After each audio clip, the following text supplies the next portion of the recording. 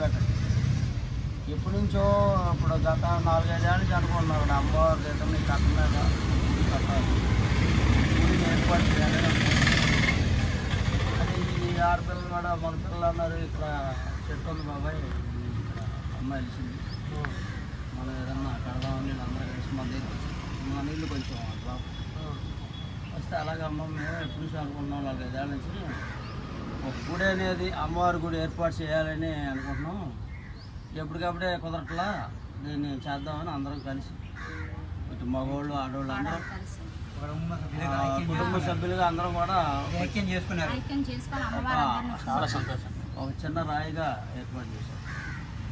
పసుపు కుంకుమ అన్నీ కూడా మన ఇంట్లో నేను నా పెద్దోళ్ళైనా మన చేతే తీసుకొచ్చాను, డబ్బులు అవి తీసుకొని వాళ్ళు తీసుకొచ్చారు, పిల్లలకి ఇచ్చాము, వాళ్ళు తీసుకొస్తే ఇంకా అక్కడ ఏర్పాటు చేసాం.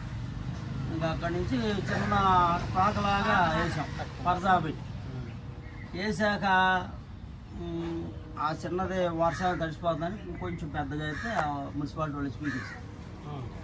అప్పుడు మళ్ళీ ఆయన దగ్గరికి వెళ్ళి పెద్ద అయిన మళ్ళీ గుడిని నిలబెట్టాక అప్పుడు ఈ విగ్రహం వచ్చింది. ఆ విగ్రహం దాతకి ఫోన్ చేశారు, మన పిల్లలే చేశారు, ఆ పంతులు గారి ద్వారా చేస్తే ఆ విగ్రహం వచ్చాక విగ్రహాన్ని ప్రతిష్ఠించాం అందరం కలిసి.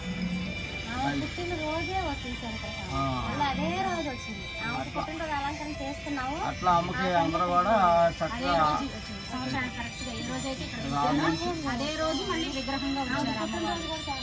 విగ్రహం వచ్చాక పూజ ఈయన వచ్చిన కానీ.